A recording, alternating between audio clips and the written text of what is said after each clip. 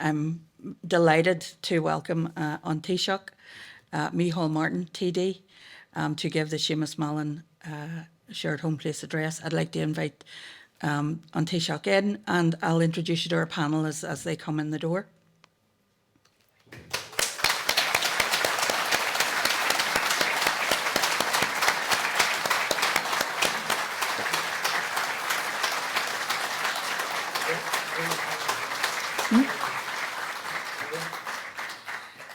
And joining us first is Orla Mallon, Seamus Mallon's daughter. Alan McAdam, Deirdriú McQuaid, and Kate Clifford. They will all be joining us after the Taoiseach's address. When I was thinking about Seamus, because I got to know Seamus quite well during the negotiations that led to the Good Friday Agreement, he was quite a man. There was a number of different sides to Seamus, as nobody will know better than Orla.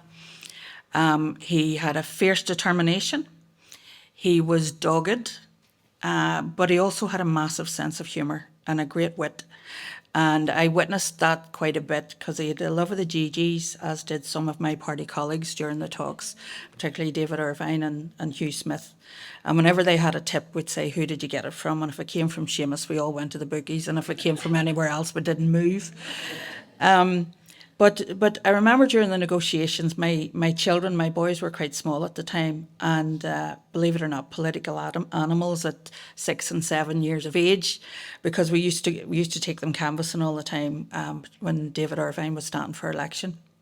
And David used to call them the troops, and they knew what to say when they knocked the door. You know, will you vote for David Irvine? They said no. They said, can we give you a leaflet anyway? You know, and they weren't afraid of anything. So they'd watch the TV and they'd watch the news and said, what's going on, what's happening? And there was a programme on one night, and it was profiling Seamus Mallon and David Trimble. And they had been talking to groups of young people. Every politician or every party leader had been talking to groups of young people in the Senate chamber at the Assembly. And I let them watch it. And I said, I'm going to ask you a question when it's finished, and I want a truthful answer. So I waited till it was over, and I said, so who did you like best out of all of the party leaders that you seen there talking? And the two of them, exactly the same time, Seamus Mallon. And I went, really? Yeah, because he tells the truth, Mummy. He tells the truth. And that's what I always remember about you. Whether you liked it or not, you know, he told you the truth. So we're going to watch a short film now about Seamus, and then I'll invite An Taoiseach up to give the Shared Home Place address. Thank you. After he was told he had cancer late last year, Seamus Mallon was keen to spend his final days in Markethill, County Armagh. He had once talked about the importance of home place in a documentary. This is a small community, under siege at times. It's a place worth preserving. Many have left it because of the pressures and the dangers that exist here. But if I did nothing else in my time in politics, at least I can say that I stayed with the people that I was reared among, that I give them some cause to hope for the future, and stayed with them to the last. His father was a local primary school teacher. His mother, Jane O'Flaherty, was originally from County Donegal. 3 of her brothers were involved in the anti-treaty side from 1916 and died young. She didn't hide her disillusionment about armed struggle. He became involved in the civil rights movement and the SDLP in the late 1960s. His wife Gertrude was a nurse and the breadwinner, while Seamus, a trained teacher, was a busy but unpaid political activist. His antipathy towards violence was shaped by personal experience, like the moments spent with 2 fatally injured RUC men in Markethill. Big guy Snowden Corky, whom I have known for years, a friend of mine, another young lad from Armagh. They had tried to get some protection, had rolled under a cattle truck.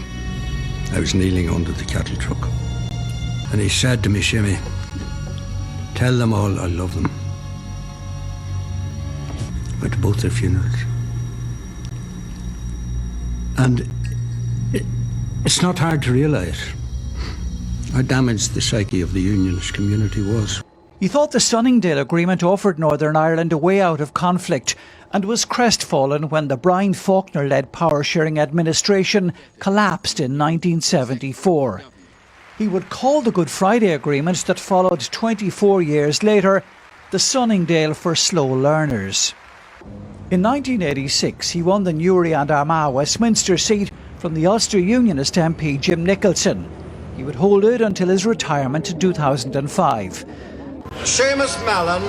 Never again will people representing the nationalist community come in the tradesman's entrance. As the SDLP spokesperson on security, he was fearless in confronting violence from every quarter, the state included. Seamus was not afraid to speak out against everyone who was doing wrong. And he was fearless, and he lived in a very difficult area. He lived in the heart of a loyalist area, really, of a unionist area. He never moved out of it. He never thought of moving out of it. But he was a straight talker. He said what he knew to be right, and he never flinched. He knew the 1990s talks undertaken by SDLP leader John Hume with Sinn Féin's Gerry Adams were important, but he worried that his party would pay a high price. We handed the baton on to them in many ways, as it turned out. It was a big sacrifice to make and not be reciprocated.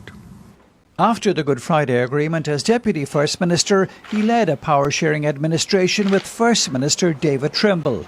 There was, to begin with, quite a bit of tension between Unionists and Nationalists, but as we got further into the detail of it, that changed, and we developed a relationship, and developed a good relationship. There was times where we didn't agree, but that's natural in politics. And as I said, Seamus had not much time for people who weren't prepared to put the effort in, who weren't prepared to make progress. Significant periods of his retirement were spent with his wife Gertrude until her death in 2016. 2018 was a golden year for him. He attended a Queen's University event to mark the 20th anniversary of the Good Friday Agreement. He was given the freedom of Drogheda. With journalist Andy Pollock and former diplomat Tim O'Connor, he worked on what would be a very successful autobiography. He spoke at a rally supporting a second presidential term for Michael D. Higgins. At an event in Dublin to honour all the victims of the Troubles, he showed his optimism still burned bright. We have got an agreement, the Good Friday Agreement. Some people say it has been damaged, that it's finished. It's not. It hasn't yet really begun. And I would make a plea that we all, instead of talking about an end to it, that we look upon it as a new beginning. Seamus Mallon did indeed live to see a revival of the SDLP and the middle ground. In his final days, when the new generation of SDLP leaders went to see him, he gave them his views. They had the good sense to take notes.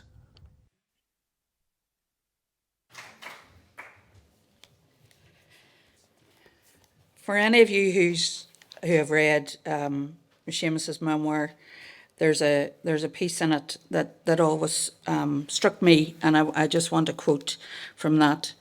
He said, "We can build a shared centre where most people, unionist and nationalist, can feel comfortable and secure and at home." And that's what the address is about this evening. It's about that shared home place. And I'd like you to give a big round of applause to Taoiseach Micheál Martin TD.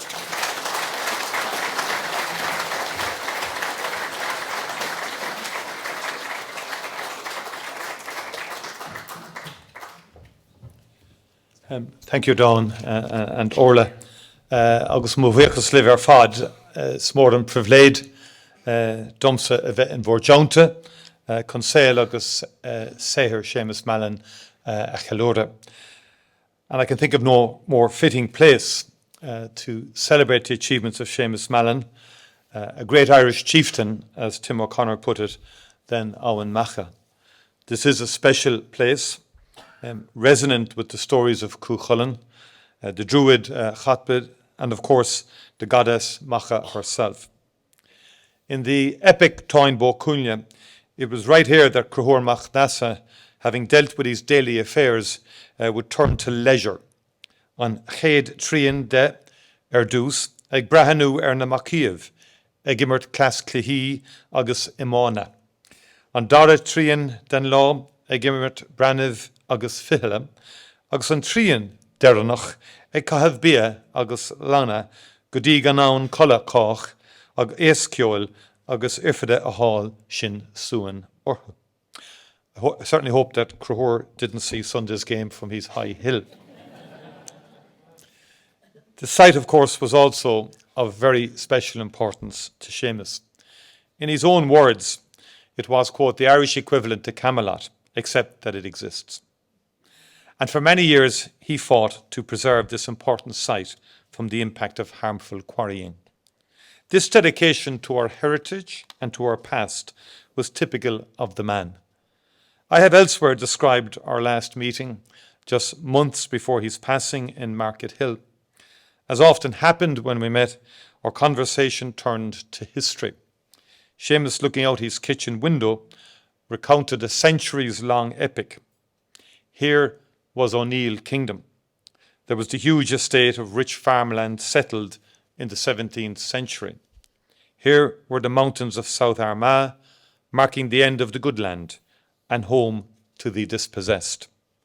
There in his garden was part of the old Armagh-Dublin road, along which Hugh O'Neill and his army marched after victory at the Battle of the Yellow Ford.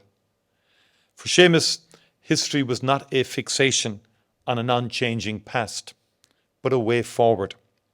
It was an acknowledgement that reconciliation comes from a deep awareness of the past in all its complexity.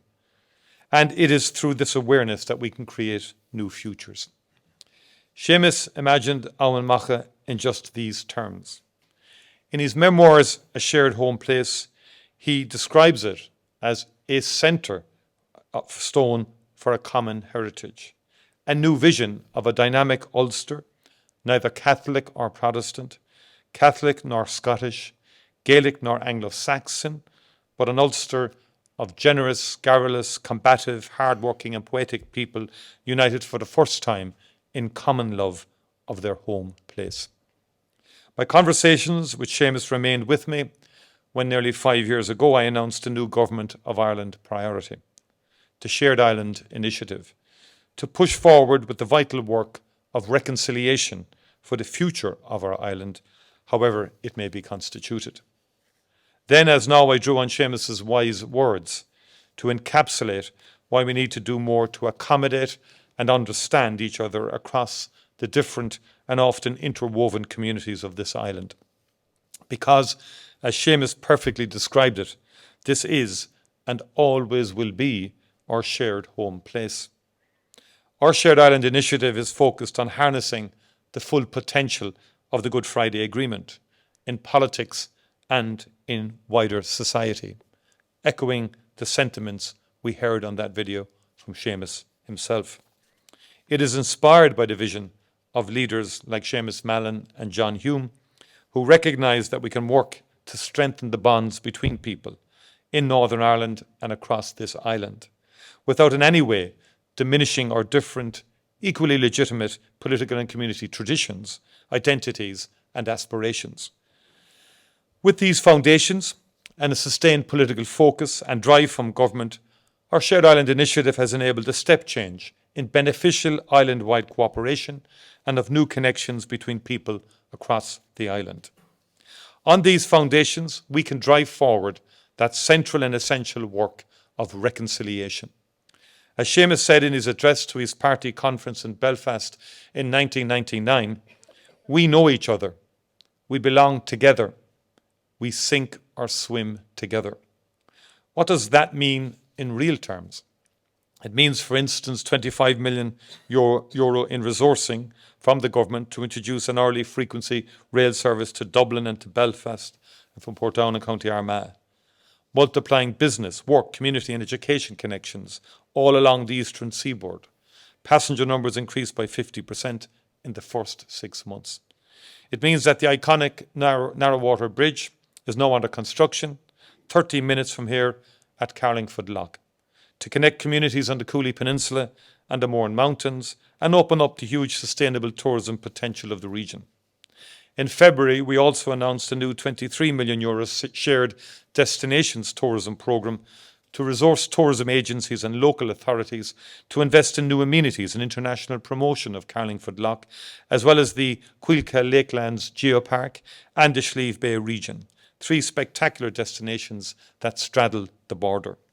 Similarly, with a major drive from government, Phase 2 of the Ulster Canal restoration at Clones was finished last year, and we are resourcing and working for Phase 3 to commence next year. Alongside strategic investments like these for communities and tourism development throughout the border region, as part of the Shared Island Initiative, we have introduced new island-wide and Ireland United Kingdom programmes that are about delivering more for both jurisdictions. For instance, through the North-South Research Programme, the Government has so far provided €50 million to resource new cross-border collaborative research projects, hubs and institutional connections to deepen and grow the university sector across both jurisdictions. Similarly, the Co-Centres programme, co-funded with the Executive, the United Kingdom Government and with industry, is enabling world-leading research on climate, biodiversity and water and on food sustainability issues to deepen knowledge and identify solutions for common challenges. Major new island-wide enterprise, bioeconomy and biodiversity programmes are also now well underway, with agencies north and south working together in more substantive ways than ever before. These have been enabled by over €55 million in Government of Ireland resourcing and through funding contributions from the Executive. We are putting a sustained strategic focus on new opportunities for people to connect through the Shared Island Civic Society Fund, Creative Ireland and Community Climate Action programmes. With over 150 new projects funded to date, creating new communities of practice, common interest and common cause across this island. And this is what building a shared future means in real terms. With the renewal of Ireland-UK relations that Prime Minister Starmer and I marked at our first in what are to be annual summits in March, and our sustained engagement with the Northern Ireland Executive, including through the North-South Ministerial Council, we are able now to really scope the full potential of both North-South and East-West relationships under the Good Friday Agreement. With this momentum, energy and potential, I announced a new phase of the Government's Shared Island Initiative in April. And this is backed with a doubling of our resource commitment to the Shared Island Fund, with an additional $1 billion out to 2035, in addition to the $1 billion that was allocated back in 2020, to foster reconciliation, mutual respect and growth. And this will deliver on our enhanced commitments and objectives on Shared Island, as set out in our programme for government and revised National Development Plan, like establishing a new air connectivity route between Derry and Dublin, and building up the island-wide provision of specialist healthcare services, and developing the All-Ireland Skills Agenda and harnessing the full benefits of the island-wide labour market, working with the Executive, United Kingdom Government and through the Labour Employer Economic Forum. And indeed, I want to apologise for being somewhat late this evening, but I was on a Shared Island Agenda mission. I visited the Middletown Autism Centre, one of the first North-South initiatives in education, and met with parents from the South and the North and teachers. Extraordinary work being done for children and people with neurodiversity challenges and autism. And part of the delay was trying to work out how Shared Island can facilitate the expansion of their services and their outreach to really address autism on an island-wide basis. And very exciting, but unfortunately it meant I was a bit somewhat late for you today. But it's part of the ongoing mission of what we are about. And just watching the parents in the room today, you know, politics was outside the door. These were parents with common cause, common experiences. They just want to find solutions to their issues. It's our obligation to provide those solutions to the parents and to the teachers involved. And our Ireland United Kingdom 2030 partnership includes a focus on infrastructure and energy, and we will pursue coordinated strategic investment in offshore wind and support an all-island supply chain to realise the full potential of the sector and to create new jobs both north and south. I've also introduced targets for every government department to bring forward new investment cooperation projects working with counterparts in Belfast and London. And one of the more significant ones has been, I think, the education interaction between the two departments on school completion and avoidance of early school leaving, both sharing experiences and teacher exchanges and so on. And that's a particularly exciting one because I'm passionate about the importance of dealing with school completion for the future of all of us and the island, but particularly for the young people involved. In April, I announced a new phase of our department's Shared Island Research Programme with the Economic and Social Research Institute developing a focus on strategic policy and cooperation opportunities to deepen the evidence base and analysis of the island as a whole. Our focus on fostering people-to-people interaction is also now moving to a higher level. To meet the scale of the demand and the potential there is now to foster connections in every domain and to involve and benefit every town and community on this island, we are continuing and expanding the Shared Island Civic Society Fund and island-wide Creative Ireland programming. We are this year initiating major new arts and cultural heritage programmes backed with more than €20 million from the Government of Ireland out to 2030. This will see more island-wide productions, tours and exhibitions across all art spheres and a new Ireland-UK cultural partnership for institutions and audiences to engage more with the culture and heritage of both our countries. This year I also announced a new dimension to the Shared Island Initiative that is directly inspired by Seamus Mallon, the Shared Home Place programme. This is inspired not just by Seamus's words, but by his lifelong commitment and work to deepen a shared connection to place and to community. This new participative programme will be launched later this year with a range of ways for communities and our diaspora abroad to explore and celebrate the diverse layers of heritage that are part of every town on this island and of what makes us the people and communities we are today. This is about all of us having more context, more points of connection, and more confidence to acknowledge that Irishness and Britishness, in all of their varieties and continuing evolution, have shaped the heritage of every county on this island. And to recognise more the contributions of Irish, Anglo-Irish and Ulster Scots traditions across the island of Ireland and those of ethnic minority communities. All are a source of richness and strength in our society. Each is a valued part of the heritage of this island and crucial to how we approach and build our future together. Seamus Mallon practiced a politics and lived a life that was inclusive, inquisitive, honest and unflinching in the pursuit of a reconciliation of all the people who called the same place home. In Market Hill, in Armagh and across the entirety of the island of Ireland. Seamus's spirit, confidence and force of intellect can and will guide us in how we take the next steps in reconciling how we look to the future on this island. The Shared Home Place programme will foster a space in our society for telling the multiple versions of the stories of Ireland that are and always will be a part of who we are. It will be a part of how we honour Seamus's legacy and work every day so that our Good Friday Agreement stands as the beacon of hope he knew it could be for us and for the generations to come.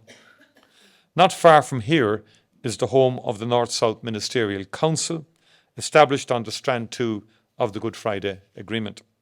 I participated in the very first North-South Ministerial Council plenary meeting, held in the Palace Domain on the 13th of December 1999. I was Minister for Education and Science at the time, and the historic nature of the meeting was not lost on any of us in attendance. Seamus was at that table as well, of course. He sat in the Deputy's First Minister's seat during that first plenary and was particularly pleased as an Armagh man to welcome the Government of Ireland to that first meeting of the Council with the Northern Ireland Executive.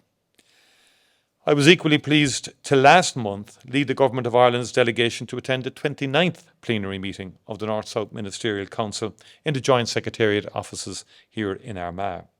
While there have been periods over the past 25 years when the NMSC, along with the other institutions of the Good Friday Agreement, was down, a vast amount of concrete North-South cooperation has nevertheless taken place. And that cooperation continues today across the 12 work sectors of the Council, and indeed beyond, as well as overseeing the vital work of the North-South bodies, themselves unique entities who have worked consistently over the last 25 years to deliver for people on this island. There is a wealth of solid cooperation ongoing through the NMSC, whether on health, education, environment, agriculture, tourism or transport.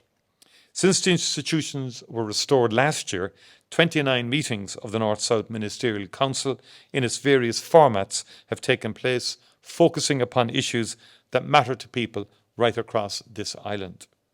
The educational sectoral between Minister Helen McEntee and Minister Paul Given, for example, took place in the nearby Navan Centre for Autism in April and included discussions on greater collaboration in relation to special education needs and addressing educational disadvantage. And as I said, I visited Middletown there today. We had very fruitful conversations, and I anticipate fairly exciting development in terms of the expansion of the services of Middletown in the context of the Shared Island initiative, because the centre is really doing excellent work in terms of providing services and supports, and above all giving us greater depth in our knowledge of autism, which has always been something that's held various governments and departments back. But they're doing essential research in terms of gleaning a lot from the experiences of the students themselves, very student-centred, children-centred, and drawing from the experiences of the children and teenagers and adults with autism, then shaping the programmes around that. So that, in my view, is a shining example of the practical North-South cooperation in action, established as far back as 2007, and demonstrates what we can achieve for the benefit of all by working together. Seamus was always one to push boundaries in political life, whether that was in Westminster, in the Seanad, or in the Assembly. I do not think Seamus would want anyone resting on their laurels as we try to continue to implement the agreement he fought so hard to make a reality. Every so often, it is important that we challenge ourselves and examine our own roles. Is the agreement perfect 27 years on? Are there things we can do better? How can we create a greater sense of a shared home place for all on this island? Seamus ends his book, A Shared Home Place, with a Greek proverb. A society grows great when old men plant trees in whose shade they know they will never sit. Seamus and some other leading figures who brought us to where we are today are no longer with us. And they knew that there would be a long road ahead. And here in the Orchard County and across this island, it is up to all of us, politicians, civic society activists, mothers, fathers, aunts, uncles, students, children, and most importantly, neighbours, to tend and nurture the roots and to grow and reap the fruit of the tree of peace that they planted in the garden of our shared home place. Thank you very much indeed.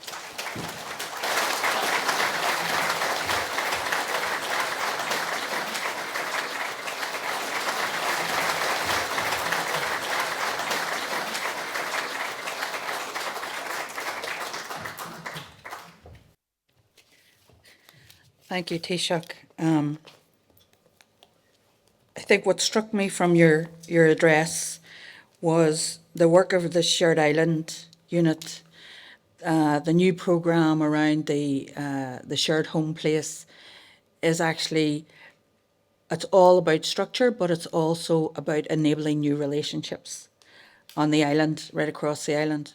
And I think it's something, the other thing that struck with me is you talked about British and Irish, and you can be British and Irish, and you can also be both. And I remember my old mentor, David Irvine, talking a number of years ago when he was asked a question about what he was. What are you? Are you British? Are you Irish? Are you Unionist? Or what are you? And he said, I'm a lot of things, and I'm intent on celebrating it. And the confidence that I bring to that, I hope, is an encouragement for people to stop this nonsense about not being Irish. Why can't I be an Irish citizen? How the hell can you not be Irish when you're born and reared and all the things that affect you are on the island of Ireland? And that reminded me again when you were talking about, yes, you can be British and Irish, and you can be both, and you can be whatever you want to be, and you can be none of those. And it is about building those relationships right across, and that's what Seamus was about. He was about reconciliation and building those relationships. And I was reading something earlier today. As many of you know, the John Hewitt summer festival is coming up very soon. And I was looking at a quote from John Hewitt, and it struck me. This is our country also, nowhere else. And we shall not be outcast on the world. He wrote that in 1949. And it was me, I was thinking, it really sums up an island belonging to generation after generation after generation of migrants. Where do we come from? How do we get here? And the heritage and history of this island and its links to Britain and the empire and the collapse of the empire and wars and how people come here to settle after wars. So I was thinking about the issue of belonging and belonging here, and then I thought, well, where does here belong to? And that's the question I posed to our panel to kick us off with our discussion, and I'm going to invite them up one at a time. Alan Meban. Alan established MCA Consulting after working as a chief executive and senior management level in business, local development and community and voluntary sectors. He's done work on the effective partition and border Protestants in Cavan, Monaghan and Donegal. You're very welcome, Alan. Kate Clifford, MBE, has served as Chief Executive of Rural Community Network since 2013, championing the rights and interests of rural communities across Northern Ireland, with a background in agricultural economics and rural development from Queen's Universities. Kate has spent most of her career focused on tackling regional inequalities, promoting peace building and navigating the complexities of Brexit and cross-border relations. And last but not least is Deirdriú McQuaid. Deirdriú is Country Librarian and Head of Cultural Services with Monaghan County Council. And she has over 30 years' experience within the cultural and community sector. She's both coordinated and worked on several SEUPB, that's European Peace-funded capital and community projects since Peace One. And she is a decade of Centenaries Programme Coordinator for County Monaghan and the current ongoing commemorations programme. And she's also she's also Creative Ireland Coordinator, including the shared island element. So how long do you have to live here in this place before you belong? And how does here, or who does here belong to? Alan, we'll start with you. Thanks, Dawn. Really, really thanks. I think I know now why you were chosen to moderate this. Hello, everybody. Delighted to be here. It's an honour to partake in this event in Navan Fort today. I didn't have far to travel up from Monaghan. Delighted to be here. So look, I suppose for me, the answer to that question quite simply is, this place belongs to those of us who are proud to call it home. And I suppose to elaborate on that, whether our descendants have been here 1,000 years or 300 years like mine have, or you're a relatively new person that has come to live on this island, north or south, home can be defined as, in my opinion, a place where you feel safe, where you have or expected or expect to have a reasonable quality of life, and where you can rear your family, where you can contribute or you're expected to contribute to society, both socially and economically. And in terms of the culture and the laws and the people that already live there, who've shaped what those are at this moment in time, I feel that it's important that while you can retain aspects of your identity and your tradition, you should not obviously expect to do things or partake of things which are not in keeping with the law of the land, quite simply. Kate, given the recent hate-fueled violence that we've seen across the island, really, in terms of targeted at minority communities and migrant workers, some of whom hold up our health service here, and I don't think we'd have a health service without them. How would this place belong to them without, how does this place belong to them? Do they feel that they belong? Do they see that they belong? How long do they have to be here before they belong? Because we talked about this island being built on generation after generation of migration. How do we make it their home?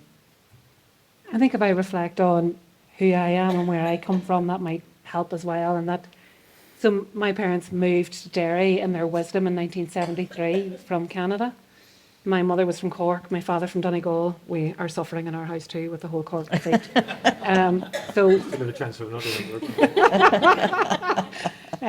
So we were blow-ins into the city of Derry, and I never felt like I belonged. I felt at home in Cork, and when I try to unpick what made me feel at home, I had a community around me that knew me. I was of the Hegarty clan. I was of, Ballydrown was the farm that my grandfather was in, so people knew. He was known as Boss Hegarty. People knew him. They knew the family. There was that sense of my roots, my rootedness was there, but there was also a sense that I was accepted. I was accepted as an individual, as a person. I didn't have to be anything other than who I was. I didn't have to pretend to be anything. And I think when I look now, and I live in Maghera, County Derry, definitely a blow-in, married to a Louth man who's also a blow-in. And when you look at what's the sense of belonging, my sense of belonging is around my community. It's around being enabled and being empowered to be myself, not having to pretend to be anything, not being compromised in who I am in terms of my values and my principles. And I think for those people who come from elsewhere, that's what makes them belong. What enables them to belong is that they don't have to hide who they are. They don't have to hide or pretend that they are something other than who they are, whether that's their religion, their culture, their identity.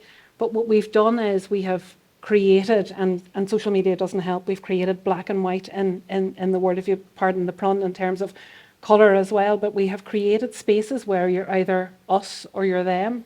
We've been very good at it in our history in Northern Ireland of making it green and orange, but there is no space for grey.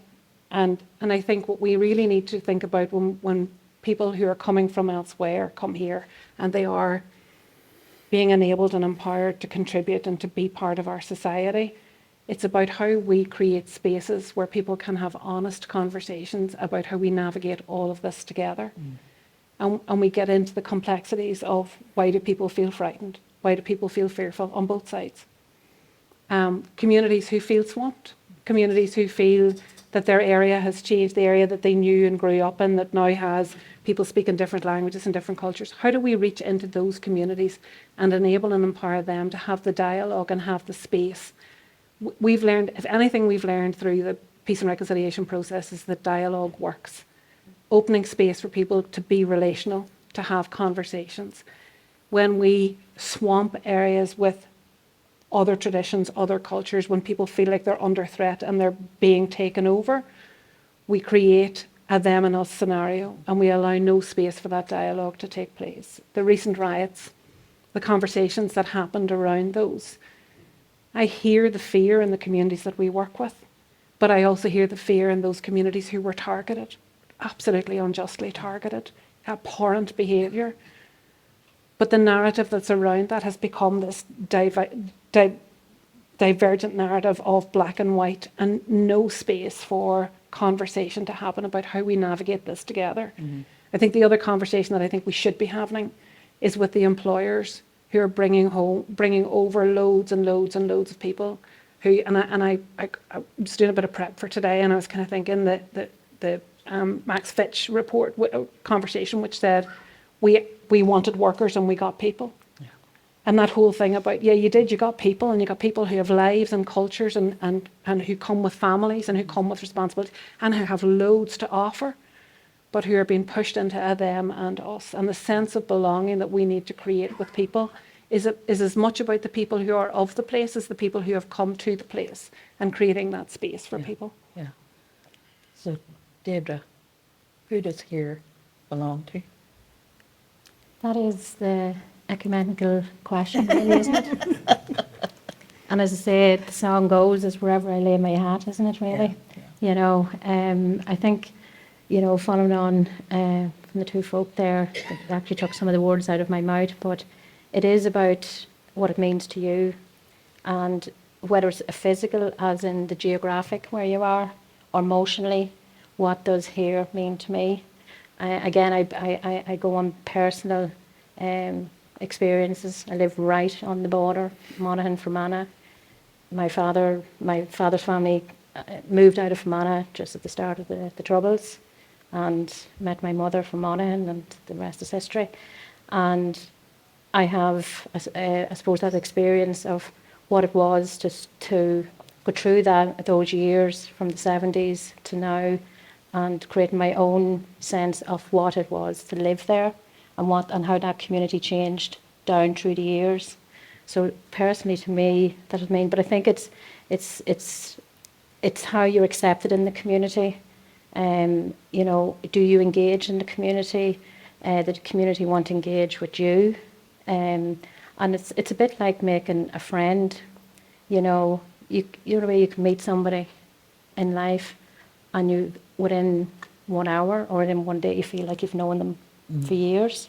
So it's like creating that sort of, I feel like a friendship that life is like that you create new senses of what here means to you at different parts of your life. I would have known down through my life, I felt through my life, maybe 1 or 2 times, I always thought the grass was greener on the other side as well. And I always thought, I think I actually at some stage I'd like to live somewhere else. Actually, I realised, absolutely no, I don't. I'm very proud of where I come from. I'm very proud anywhere I travel, and to say where it is I come from. And if I'm asked questions, you live, oh gosh, it's which, because nobody really understands. And I remember when I did geography in Maynooth, and I remember being at a match, or watching Northern Ireland and the Republic playing football. And we were in the student union, and some of my friends at college time were actually from Kerry and Cork, and they turned around and said to me, I don't think you should really shout tonight. And I was like, sorry, I don't think you should really be cheering tonight, you're probably on your own here. And I said, where do you think I'm from? And they said, oh, you're from up there, like. I was like, no, I'm not in the Republic. So even, getting that across that, it was really strange to have that conversation going, do you not know your island? Do you know where you actually live? And that, so, or it's a bit like, I feel, what does here mean? It could be like somebody that's been living in a place 20, 30 years, but has not participated.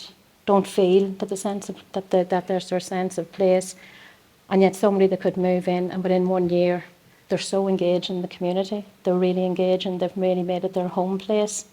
But that's just people. That's life, isn't it? So, but yeah. Taoiseach, what do you think? What do I think?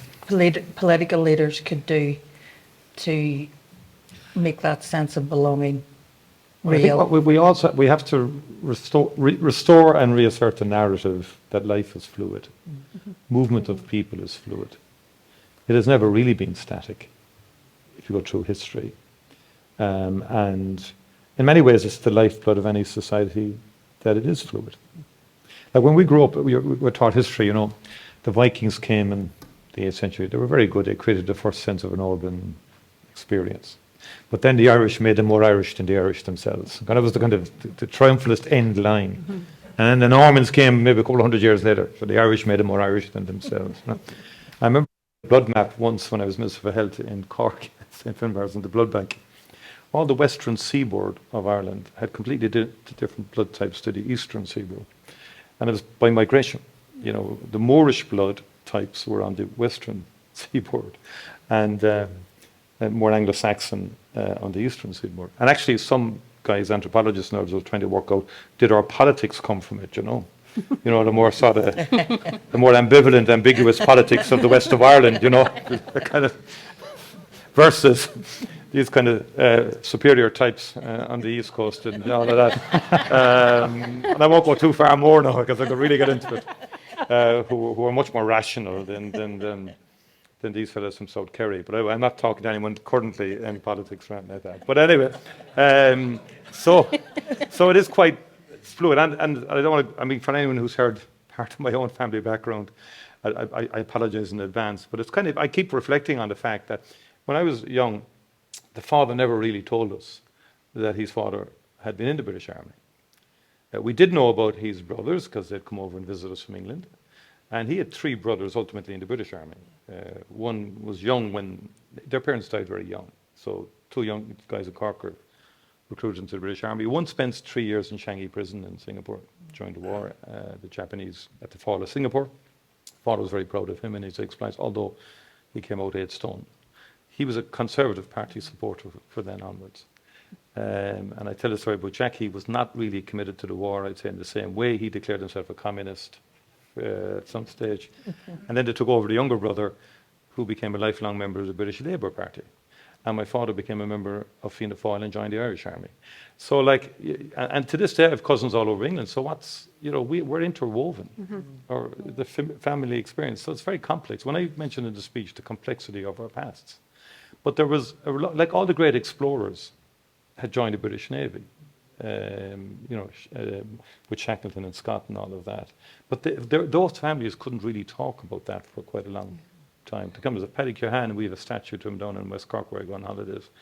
And it took us, I'd say, 5 or 6 decades to put the statue up, or the locals to put it up, to recognise his exploits, you know, in terms of exploration. But it was because he had been in the British Army that couldn't really be discussed for quite a while. But we're getting much better at it. The final point I would make is, I think here belongs to people who really come to live and make a contribution and participate. And you're absolutely correct. You know, you get sometimes, you've been in your GA club or soccer club, where did your man arrive from, or where did she come from? You know, like, is a dynamo after 1 year on is on the committee, and so that person, that's their home place now. And I think I'm slightly worried. We've got to really contest the public space on this, because what has really made the economy of the Republic sing has been EU enlargement, has been the fact that we have the European Union labour market at our disposal. Like when multinationals come to me and they're saying you got less than 5% unemployment, virtually full employment, they're kind of saying, well, will we get more skill sets if we locate? I just said to them, well, actually the European Union is our labour market. And by the way, beyond that, we have work permits and so on. So there's a danger. No, there's a balance. I'm not, you know, I understand the pressures and the tensions and what was referred to earlier, you know, in terms of communities need support. And then you have different strands of migration which create tensions. We have to be honest about that, and people have legitimate and genuine concerns.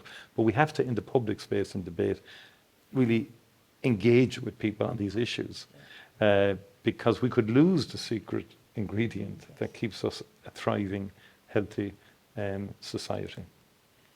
Alan, as a conflicted island, if you like, we should know better than to create more conflict, because we're coming out of one. We're building peace and reconciliation, and people are picking fights or, you know, or conflicts with new communities and what have you. How do we legitimise home for those new people that are making it home? Yeah, Dawn, I think there's a lot of lessons to be learned from the past. My own background, my mother came from East Belfast. My father was a small farmer in the stony grey soil of Monaghan.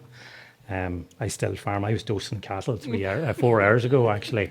I don't do that every day, but I just happen to be checking under the fingernails. But basically, I suppose there is a lot of lessons to be learnt in terms of the last 300 years since there was the plantation where my family came over. They came as economic migrants. They didn't come at Cromwell, but basically, you know, if you look at the island, how it's evolved over the years, we haven't really experienced, and I think the current issues emanate from the sheer numbers. The sheer numbers over the last few years since 2018, 2019. As part of my day job, we've two businesses, an electronics business in Ireland, and we also have a consultancy business. So we had the job 2018, 19, 20 of drafting migrant integration strategies. And for an Irishman of Scottish descent, it was a very interesting piece of work.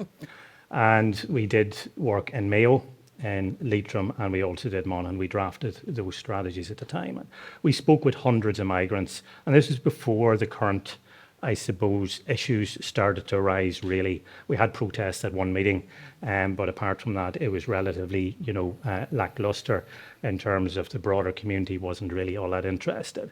But in speaking to migrants, and our job was to ask them, what do you want? What are your needs? How do we, and the purpose of this was to achieve integration. So the first of all, we had to define what does integration mean? And they asked me that question. And the second thing was we asked them what did they want? And what they all wanted was the same as everybody in this room wants. Exactly the same. They wanted safety. They wanted a house over their head. Most of them wanted a job, not all of them. Most of them wanted a job. They wanted social interaction. And they wanted to be able to practice aspects of their culture and their traditions in a safe and secure environment and not feel threatened or not feel not part of. As humans, we need, most of us desire to be part of something. And I think that was it. In terms of the integration bit, in terms of defining that, ultimately it is what we opened with at the very beginning, Dawn, is that from my experience, integration really should be where people are made feel at home and have the opportunities to contribute to society, to feel that sense of community that some of the other panellists spoke about earlier.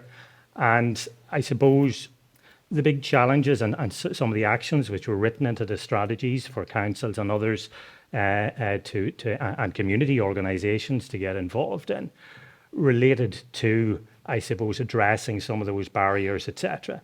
And I think the big issue that we've experienced now, back over the years and over the generations, we've had large numbers of people come to this island, including Scots, and their skin has been the same colour.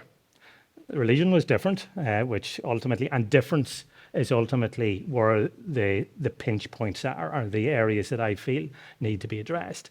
The greatest issues are the people that came with the greatest issues, without question, had a different colour skin. They had a different religion. They were predominantly Muslim. The Polish, the Lithuanians, the Estonians, when I went to speak with them, what are you talking to me? I'm Irish. I'm here 10 years, 15 years, 20 years. I want the same as everybody else wants. So, like, if we look at 20 years ago, we had large numbers of people came to this island as economic migrants in search of a better life. By and large, they basically blended in and assimilated. But the point I suppose I would make is, and look at my own community. I'm living in County Monaghan. I'm a Presbyterian. I'm a practicing Presbyterian. I'm a trustee. I'm one of the 12 or 14 trustees of the Presbyterian Church on this island. The offices are based in Belfast. And I have a strong faith. I have conservative views. I don't agree with everybody on I suppose, modern day life, but I don't ram it down their throat. I can respect there are different opinions and views. I'm Irish. I have a sense of that connection to Britishness from years ago, but 100 years after partition, we've got over it. We were left behind. Basically, I suppose some of the points that were made earlier, I think that the lessons to be learnt really, Dawn, from it are that, you know, assimilation, integration are two different words. And if you look at my community in terms of those of Scottish descent living in Cavan and Monaghan, and Donegal, the three counties of Ulster and Republic of Ireland, there has been a significant what will we call it? Some of my friends in Belfast, and in North Belfast in particular, would say we've gone native. So there would be an assimilation, and that we would be a very light shade of orange or maybe a light shade of green. So I think by coming to Ireland, to come to live here, you cannot expect it to be business as usual for where you came, whether that's Northern Ireland or Republic of Ireland. There is going to be a change takes place. And over the years, a community is going to change, and you're going to lose. In our case, we've lost many aspects of our culture and traditions that would still be alive in maybe more stauncher areas of Northern Ireland. We would look across the border. We're not going to say with envy. They would look south of the border with, I suppose, what would you call it? I've been told very regularly by Ulster Scots and people maybe from a Protestant tradition in the north, we feel sorry for you living down there with those people. You know, I said, don't feel sorry. We're safe. We can do business. We can take positions. We can enter politics. We can contribute to society the same as everybody else.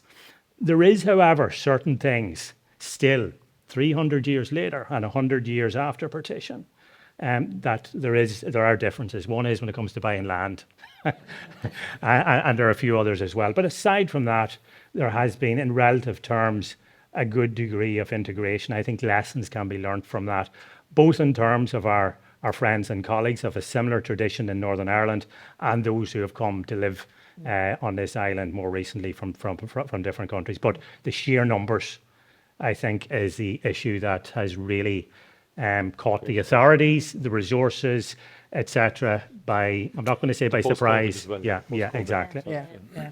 Deirdre, it's interesting that each one of you have highlighted where you've come from, where your parents came from, where they came from, how they came here, where they settled, and you know, you talked about blow-in, still feeling like a blow-in so many years later and all the rest of it.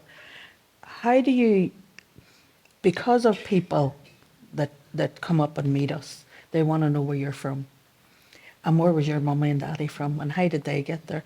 Why do we as a people always look for difference instead of looking for commonality? Yeah, good question. I think that's, and I have to say I'm guilty of that. I think it's in my DNA. I think it's conversation. You do ask, you know, if you say, oh, I'm from Fermanagh, do you know such and such? What part are you from? Or you're from Monaghan? And I think that's, we're curious and nosy really as well, like, you know, in terms of we want to know about people and see what that connection could be beyond, you know, what other connections have we got with that person for the first time that you've met. So we're not looking for difference, we're looking for connections. I think we're looking for connections. I know when I do that, I am guilty of it. I said, I will quiz you to the last minute, and eventually somewhere there's a connection, or I know somebody. I know Paddy down the road or Robert round the corner, and there's a connection there. So I think it's more about that than seeing the difference, you know, and having that conversation, and then that conversation then leads on to more about finding out about the individual and finding out about their family and about how they, you know, how their life is, how, you know, what they do. And I mean, that's how most of the best friendships and community groups, you know, evolve, is through that. And I think it's the first, I think, well, maybe I'm just talking about myself. Yeah. I think it is a case of that it's beyond, I don't want to know about differences, but I respect them. If it comes out in the conversation that we have a difference, you know, I don't know, you like Bon Jovi, but I like meatloaf. No, I know. Well, there you go. I can respect it going, look at, you know, we've all got differences in what we like and what we do in life, like, you know, so I don't you know, it shouldn't be part of the conversation. And I don't think it is. I think most of the time it is people just wanting to know more. And I think it is in a positive way. It's not in a negative way. And, you know, where that friendship or where that connections or networking then develops into further. Kate, are we creating enough opportunities for these conversations to take place? No, we're not. I think one of the things I wanted to say today was about the word belonging. It's like a gift that we give to other people. We allow you to belong to our community. We welcome you in and we allow you to belong. We kind of bestow it upon people. like it's a gift. The sense of belonging happens around kitchen tables, it happens on sports fields, it happens when we have a common purpose or a common goal. I work in community development, and every single community that I work in is striving for development, whether that's, or they're striving to address a pressure or a difficulty, and they're trying to overcome it. And like-minded people come together to create change and to affect change. And so when we create that space for people to come together, I mean, I've sat down in community halls with lawyers and solicitors and people who are running childcare and people who are unemployed and people who've come from different countries. And they've sat down with a common purpose to object to a wind turbine going in, or to object to a gold mine going in, or to lobby for a sports field to go into their community, or to push the council to put a new parking in their community. And they've sat with a common purpose, and they haven't looked at what their difference is. They have a common goal and a common strategy. And I think, you know, politicians will do a certain amount of this work for us by creating good policies and showing good leadership and tackling the really incestuous, difficult, bad, horrible narrative and myths that are out there about they're coming here and taking our jobs and taking our women and taking our houses and whatever else it is. But the actual reality will be about where we start to value what the contribution these people are making. We have not talked in this country, in Northern Ireland in particular, about the nurses from the Philippines who died during COVID. We have not talked about the people who came here, who sacrificed everything during COVID to hold up and prop up our NHS. And we have watched the Windrush generation being absolutely annihilated by really poor policy in England.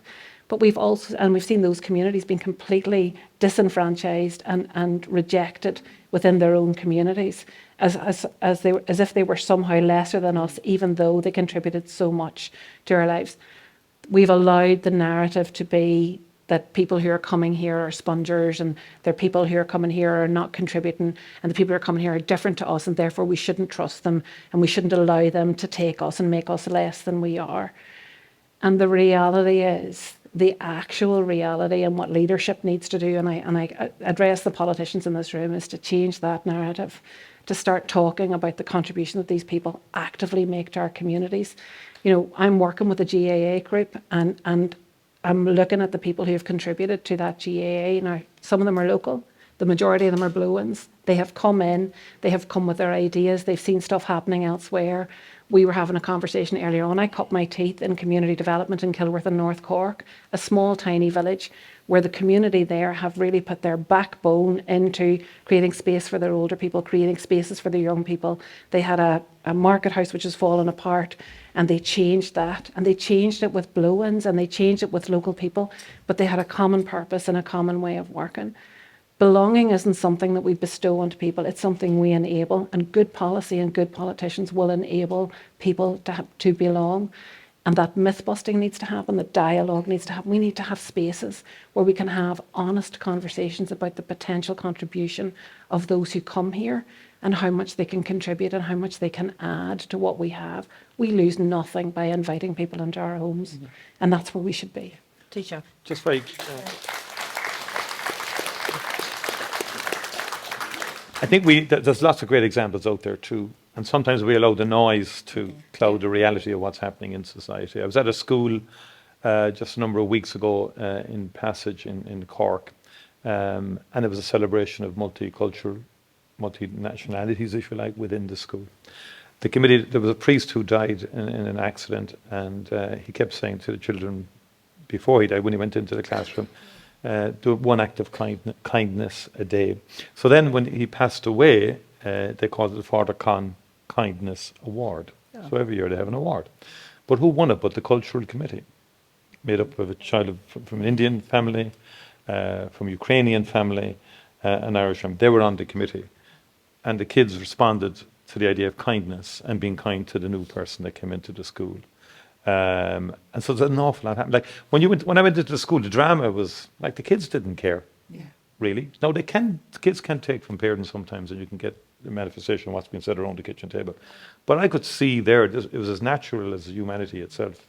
Kids were just getting on with the performance, the drama, the music. Wonderful to behold. Last year I was up in Enniscorthy, and the GA had a day of welcomes the J Club there. They just welcomed, and all you had was the Ukrainians, you had Brazilians, you had all coming down with their badges. No, they didn't have the hurling skills quite yet, or that kind of thing. But I thought it was a marvellous idea by the club. Same as Cork. No.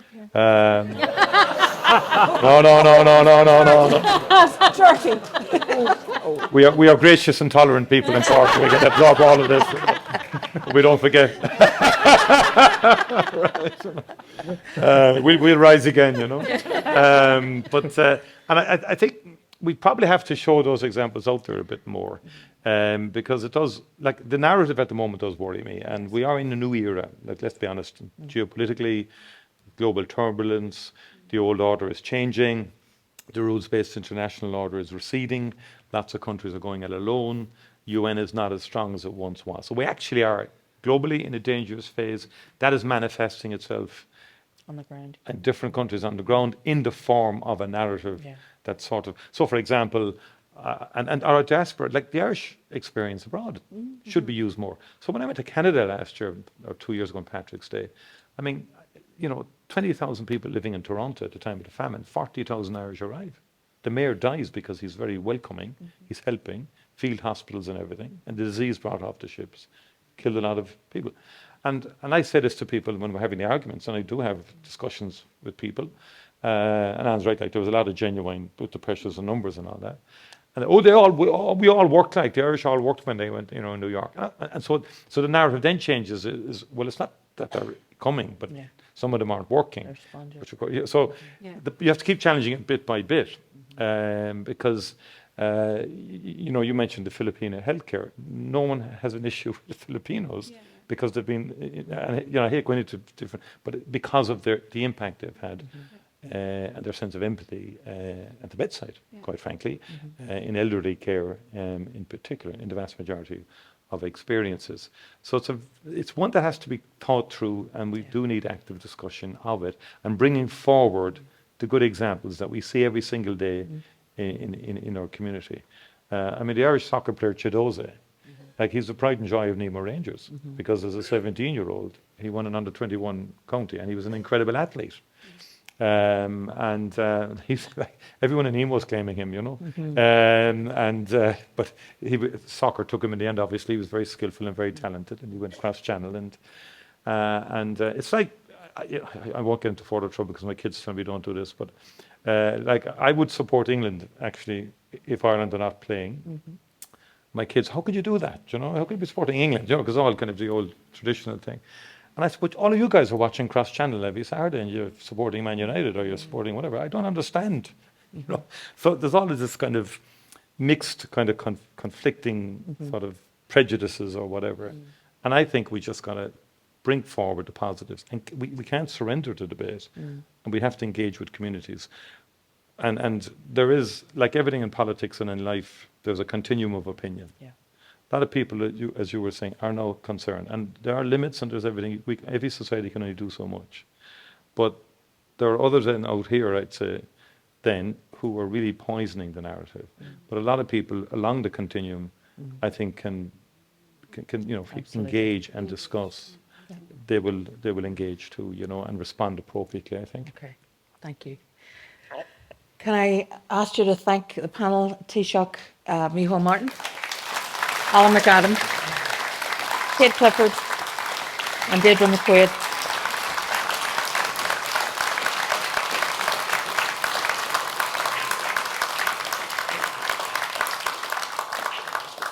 So, like every chance I get, I always throw out a challenge to the audience.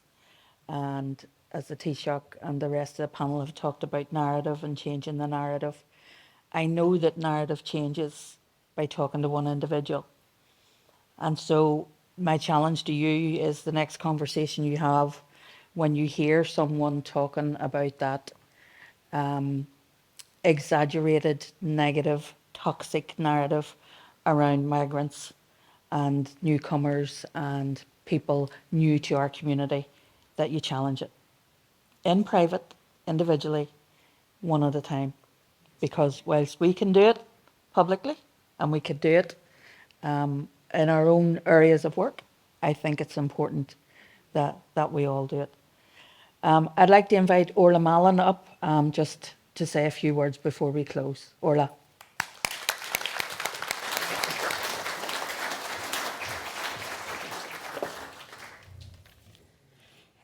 Ladies and gentlemen, as we bring this evening's lecture to a close, I want to express my heartfelt thanks to each and every one of you for being here to honour the memory and the legacy of my late father. We're especially pleased to have this event in Navan Fort, an ancient and sacred place very close to my father's heart. It feels particularly fitting to gather here to reflect on identity, leadership and the shaping of our shared future. This annual lecture is not only a moment of reflection, but also a reminder of the values that he held dear: public service, peace and community. It's a great privilege that the Taoiseach Micheál Martin, a great friend of my father, delivered tonight's lecture. Taoiseach, your words tonight and your continued commitment to reconciliation and dialogue reflect the values that guided my father throughout his life. We're truly grateful. I'd also like to thank the John and Pat Hume Foundation for hosting this event.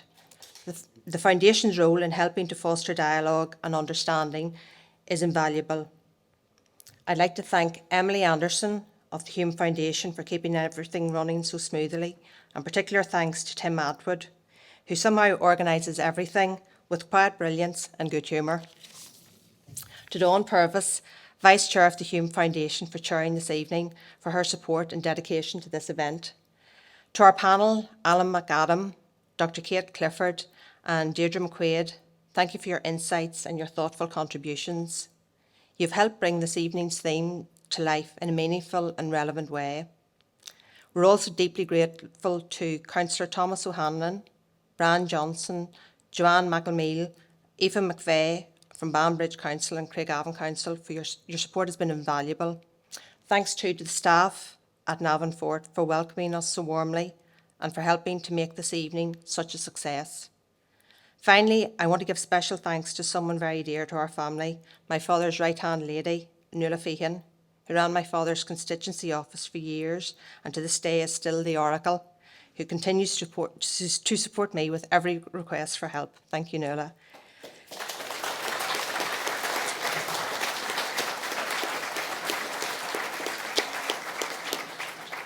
On behalf of my family, thank you all once again for being part of this special occasion. Your presence keeps my father's legacy alive. Respect, service and a belief in a shared home place for all. Gur míle maith, go libh go léir.